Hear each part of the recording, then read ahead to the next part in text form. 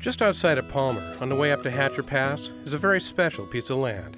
Scott Walther, a commercial fisherman and entrepreneur, has owned it since 1995. Over the years, he and his wife Ann have put together a lifestyle they wouldn't trade for anything. So when I was first out here, I talked to some of the old timers that lives around here, and they talk about coming down here and one day getting all the salmon that they needed for a whole winter.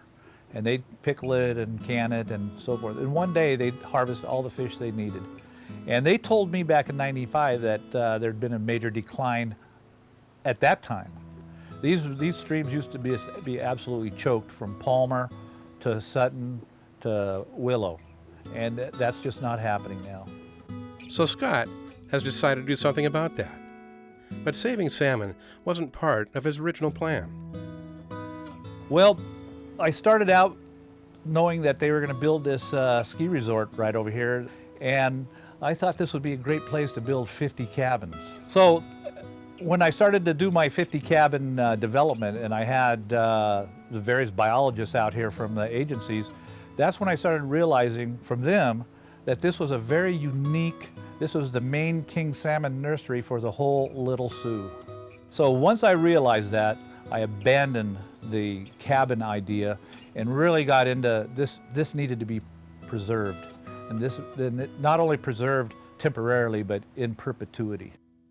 Although Scott had commercial fished for 30 years, he really didn't know much about ideal conditions for salmon spawning.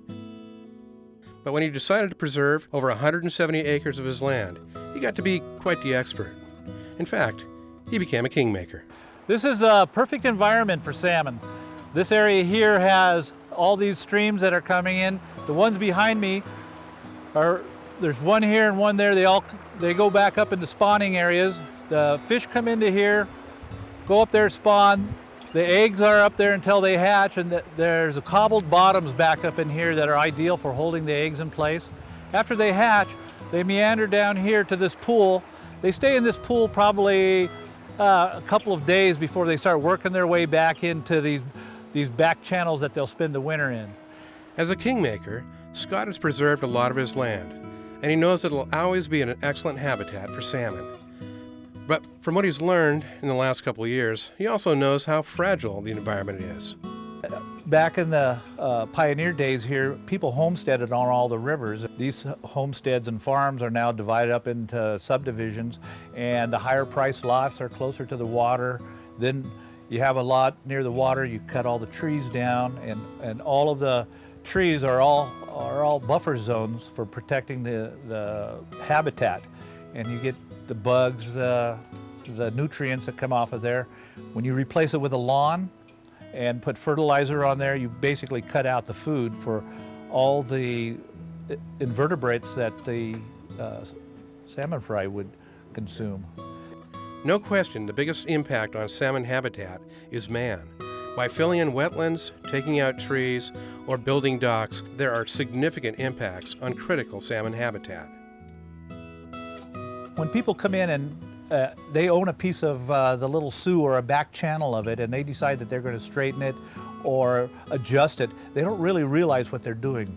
Just a little bit of silt at a critical time when the fry are in there, this silt is the fry's worst enemy. The silt's going to come down as these little fry are trying to breathe through their undeveloped gills. It's going to scar their gills, eliminate their ability to process oxygen, and they'll drown.